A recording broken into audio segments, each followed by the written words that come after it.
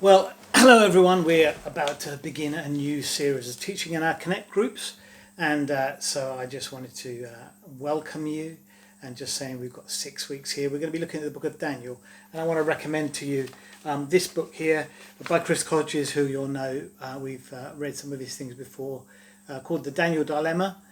If you want to order it, you can get it easily enough, and it's really a great book, and a lot of what we'll be doing in the next few weeks will be based on that. So I just recommend that to you. A couple of months back, I was listening to a Christian radio station as I was driving in the car, and there was an advert for a leaders conference there, and the headline sort of was how to speak truth with grace in this compromised world, or something like that. And something reacted within me, because I felt like that was the wrong way around. I felt like actually we should be asking, how can we speak grace with truth? And so that's been with me for a while. You'll remember not too long ago I talked about grace trumping law.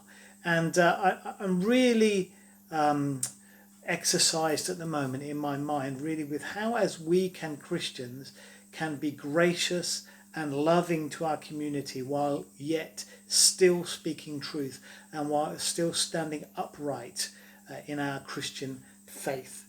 And so that's really what we're going to be looking at in the coming weeks as we go through our Connect groups and a little bit on Sunday mornings as well. Because grace, for me, comes before truth.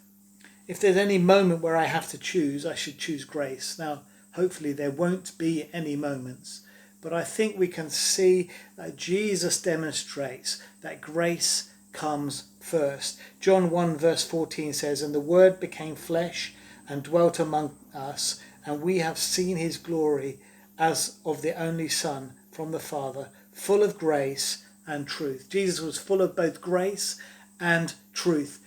It doesn't take very long to start to read the stories of Jesus' life, and you start to see that coming through.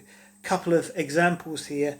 In John chapter 8, there's a woman caught in adultery. The Pharisees are trying to test Jesus, and they bring this woman before him, and she says, the law says she should be put to death. What do you say?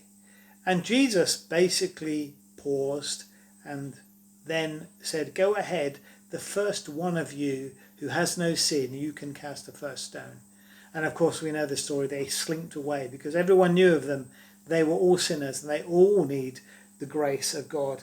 But the truth comes in right at the end. Jesus says to her, go away and sin no more. Now I think that woman did not go away that day feeling condemned. She went away feeling good about herself because Jesus showed grace to her, but also told her the truth. Another story that is demonstrating that in Jesus' life, and this is a little bit unusual if you a story to demonstrate this, but this is what I just wanted to share with you today. There was a woman who had been hemorrhaging, very difficult to say, for 12 years. She's basically been having a period for 12 years. Now this is what the Jewish law says. She is ceremonially unclean. That doesn't mean she's a sinner. It means that she is not able to go and do the ceremonial stuff for the Jewish law in the temple. And anyone she touches is also ceremonially unclean.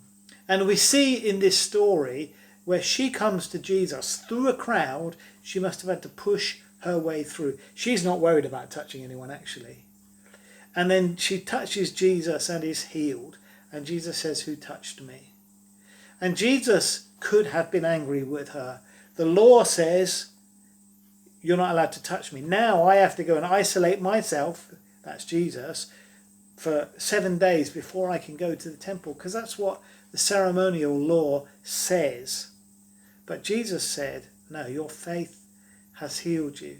So for Jesus, much more important the person than the law. And so that is something that I think over these next weeks we will begin to unpack.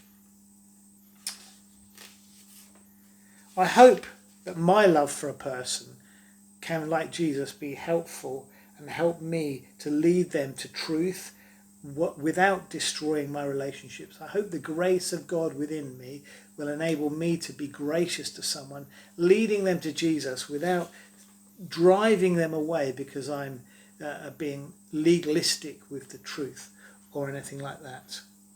Over this next term, as I said, we're going to look at the book of Daniel, and I recommend to you get this book, The Daniel Dilemma.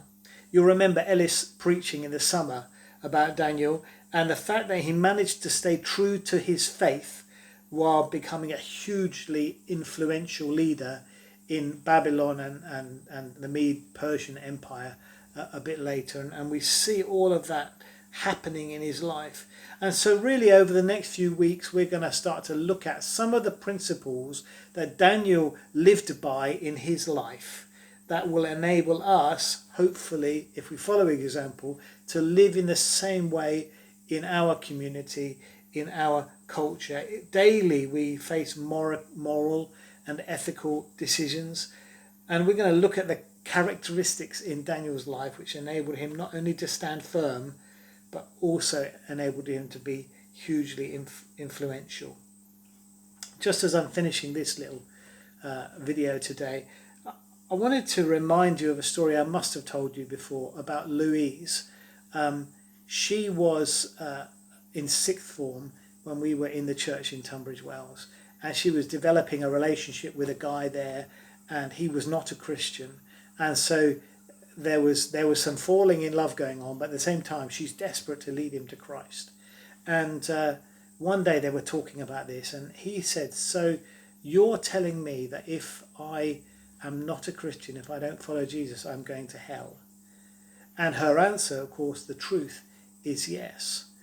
But he said later the key was not that she said yes, but that when she did so, she had tears in her eyes, because there's grace and there's love, and so a hard, difficult question is answered with grace and love. And I think what a great example that is to all of us.